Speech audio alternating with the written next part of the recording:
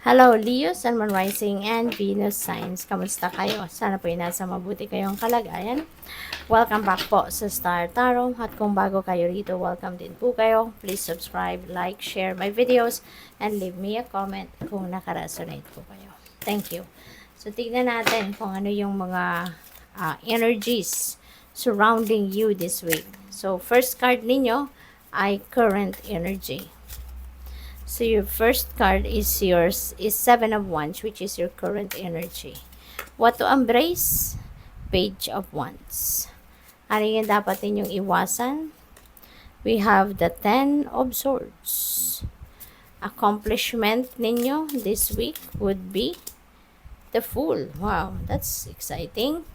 Ano yung mga blessings or opportunities na maaaring dumating?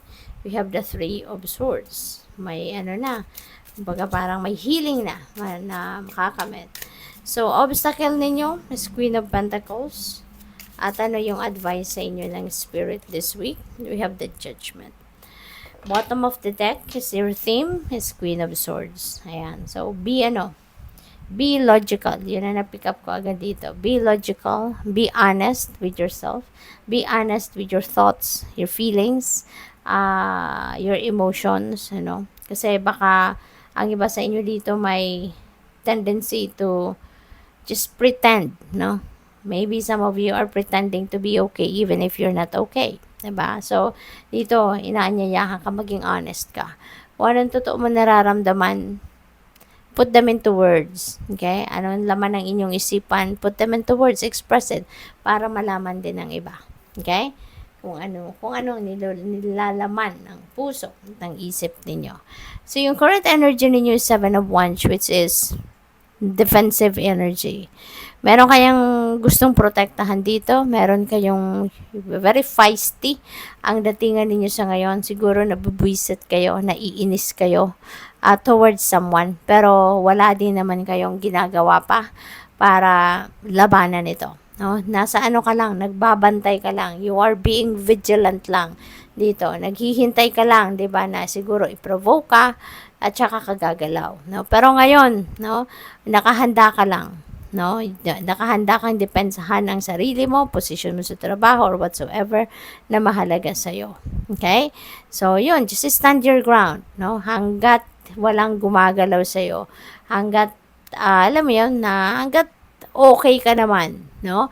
So, just stand your ground. Patunay, anuhin mo din, panindigan mo lang kung ano yung tingin mo ang tama, no? At kung dumating ang pagkakataon na kailangan mo ng lumaban, if it's worth fighting for, then go for it. Okay? Pero kung waste of time and effort and energy, wag na. 'Di ba? Kasi gagastusin mo ba yung oras mo para sa mga walang kwentang bagay, 'di ba? So, use your own judgment and discernment, okay, in this situation. So, yung kailangan mong i-embrace this week is Page of Wands. So, pwede na kaya may mga taong kumukontra sa'yo, nangiinis sa'yo, nang bibwisit sa'yo. It's because siguro naiinggit sila sa'yo, no? With the Page of Wands, merong mga magagandang balita dito. Exciting news dito ang dadating that will excite you talaga. Kasi baka ito yung mga oportunidad na related, no? Sa kung ano ang inyong mga kailangan sa buhay sa ngayon. This could be an opportunity for a new job. This could be an opportunity of a new career path, 'di ba? Or pwede ninyong pagkakakitaan. Baka yung mga hobby ninyo magiging career mo na, 'di ba? Pwede ganoon.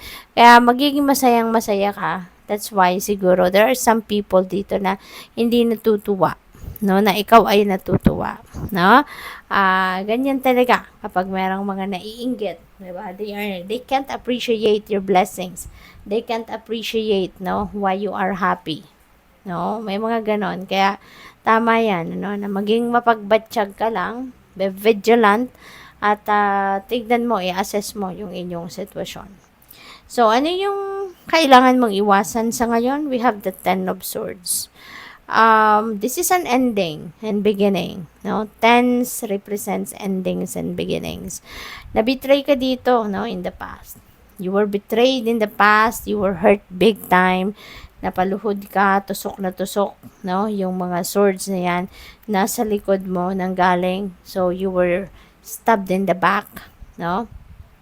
In a sense, kaya ano to, betrayal, no?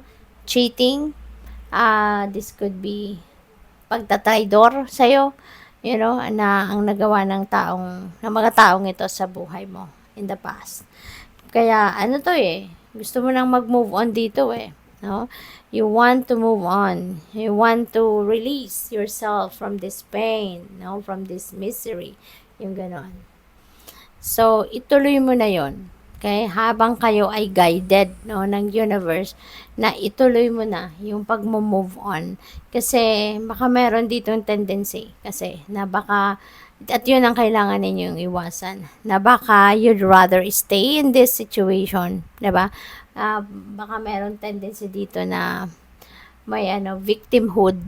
Kumbaga, no? Baka ang iba sa inyo, mas nakasanayan nyo na din na parang kayo talaga yung biktima, 'di ba? You're playing the victim talaga at parang naging okay na sa inyo, naging komportable na kayo sa ganon, no? But it's time to move on. No? It's time to move on. So, i-avoid ninyo na mag-stay kayo sa ganitong sitwasyon kasi there is so much more out there. 'Di ba? Once na nakapag-heal kayo from this situation, once na nakapag-move on na kayo at handa na kayong magsimula ng bagong buhay, you will see there will be a lot of opportunities that will be waiting for you na mas makakapag-offer ng mas iba yung saya, tagumpay, peace, tranquility sa inyo. Okay? Kaya, yung iba sa inyo na gusto na talagang mag-move on, na nakakapag-isip na it's about time na for me to move on, huwag ka na magpatumpik-tumpik pa, go for it.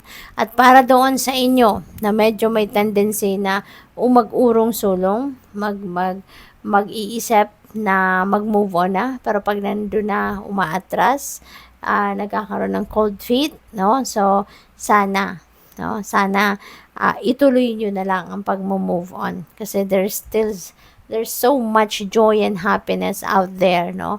Na naghihintay sa inyo. Okay? So, accomplishment niyo is the Fool. Ayan. So, the Fool is taking risk.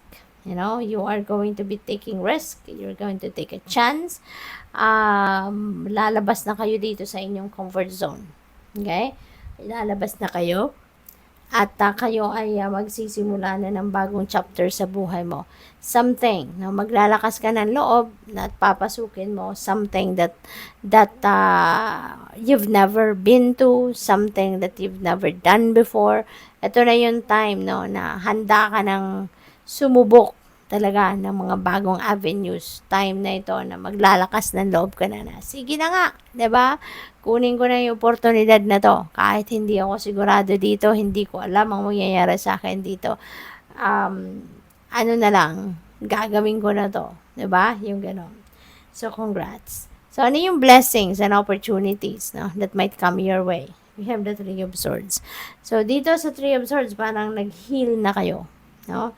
Parang nag-heal na ang iba sa inyo rito. So, which is really good. Baka magkakaroon na talaga kayo dito ng pag-move on. Kasi, yung blessing, no, na ibibigay sa iyo ng universe na ngayon, is bibigyan kayo ng oportunidad dito na talagang gumana yung inyong pakiramdam. Matuto na kayong, marirealize nyo na ngayon na it's about time na for you to forgive. You know, at it's about time na para i-embrace na ninyo yung pagbabagong buhay, no? Kaya, congrats sa inyo dyan. So, yung obstacle ninyo is Queen of Pentacles. Ayan. So, Queen of Pentacles is abundance and prosperity energy. This is also a mother archetype. Kaya po pwedeng ang iba sa inyo going to be super busy, taking care of the family, taking care of your own children. And maybe, baka trabaho din ninyo is taking care of other people. Taking care of kids, of elders, of sick people, no? Baka along those lines, no? Yung trabaho ninyo, yung career ninyo. Kaya, marami talaga kayong inaasikaso. Marami kayong inaalagaan yung gano'n. So, ang kailangan lang din ninyo dito na pag-ingatan, iwasan ninyo, no? Yung super pagod, no? yung ma-overwhelm kayo sa trabaho at makalimutan nyo na magpahinga, makalimutan nyo na mag-replenish ng lost energy ninyo. Mahirap dito yung makalimutan nyo din na alagaan, no, ang inyong sarili. Kaya importante yon, no, na gawin ninyo ang magagawa ninyo para mabalanse ang lahat. Mabalanse ninyo yung pag-aalaga sa sarili ninyong pamilya at pagtatrabaho, pag-aalaga din sa ibang tao, yung ganon. Okay? Kasi always remember na kailangan natin ng somehow recuperate, pag-rejuvenate at pag-recharge. We all need that. Okay? Tao lang tayo, meron din tayong kapaguran. Kaya kailangan once in a while nagpapahinga tayo. Okay?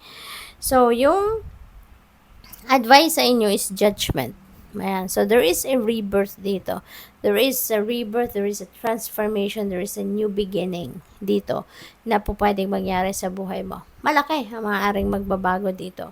We have the Ten of Swords, the Fool, diba? So, talagang meron kayong sisimulang bagong ganap.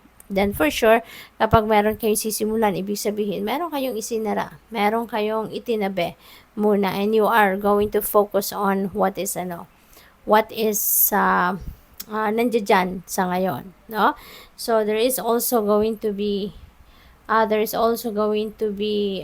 realization, no? May mga self-realizations kayo dito. Meron kayong mga may isip sa ngayon, no, na maaaring gawayan ng pag-assess niyo sa inyong mga sitwasyon. So there will be new ideas that will arise dito na maaaring yan ay makatulong para mas maging malinaw ang direksyon na tatahakin ninyo sa buhay sa ngayon at mas makakapag-desisyon kayo ng tama, yung ganon, no? So tignan natin kung ano yung inyong final message. We have, there is always enough. Okay? Kaya wag ninyong isipin, no, na hindi dumadating yung mga biyayang hinihingi ninyo. Hindi dumadating yung mga blessing na hinihingi ninyo. It's because nagkukulang na ang universe, no? That's not true, diba? Because there is always enough.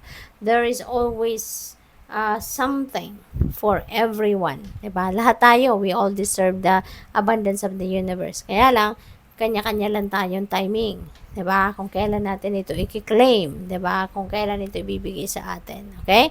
Kaya wag ninyong isipin na hindi ninyo natatanggap kasi nakuha na ng iba. Hindi ninyo natatanggap yung biyayang hinihingi ninyo. It's because kulang na, 'di ba?